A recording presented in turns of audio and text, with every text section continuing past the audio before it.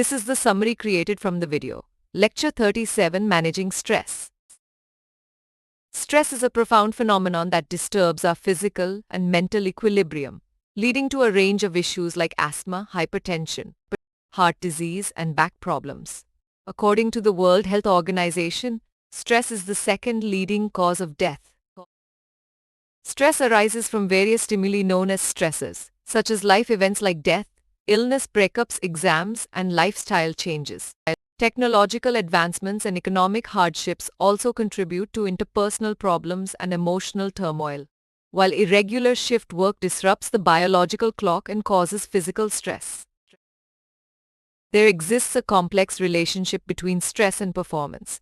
Initially, stress enhances performance until reaching an optimal level of moderate arousal. However, low stress leads to lethargy and poor performance due to lack of motivation, while excessive stress beyond moderate levels leads to frustration, anxiety, and burnout, ultimately compromising performance. The demand control model suggests that stress occurs when an individual's skills do not meet the demands of their job. Low stress arises from stimuli with low intensity, short duration, low complexity, and predictability, while high stress stems from stimuli with high intensity, long duration, high complexity, and unpredictability. Stressors can originate from individual, organizational, or environmental factors such as economic uncertainty, unemployment, technological changes, extreme temperatures, task demands, role demands, interpersonal conflicts, organizational structure, leadership style, schedule pressure, time pressure, family problems, and personality traits. The consequences of stress are far-reaching, including physiological issues like heart disease, ulcers, and sleep disturbances, as well as psychological problems like job dissatisfaction and burnout. Stress can also lead to behavioral consequences such as lower performance, accidents, faulty decisions, and absenteeism, affecting both individuals and organizations. Certain vulnerability markers, including social support, self-efficacy, and an internal locus of control, can influence an individual's susceptibility to stress. Major life events like death, divorce, job loss, and financial changes are significant stressors that can lead to physiological, emotional, and behavioral issues at both individual and organizational levels. Stress management involves various techniques, including optimism, building a social network, seeking tangible support, and viewing situations as controllable.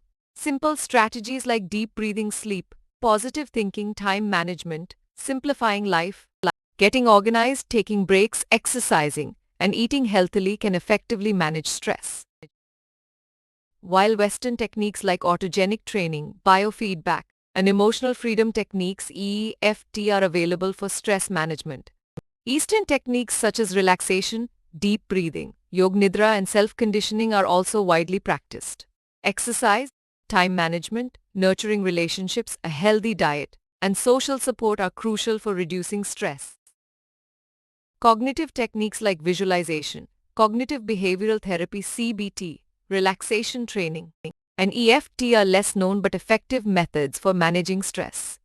Organizations encourage initiatives like meditation, yoga, and aerobic exercise to reduce employee burnout and improve overall well-being. Ultimately, stress impacts multiple spheres of life, including health, performance, and decision-making. While moderate stress can enhance performance, high stress leads to burnout. By understanding the environmental, organizational, and personal factors that contribute to stress and employing effective coping techniques like relaxation, exercise, and cognitive therapy, individuals and organizations can manage stress effectively. Please stay tuned for more summary videos.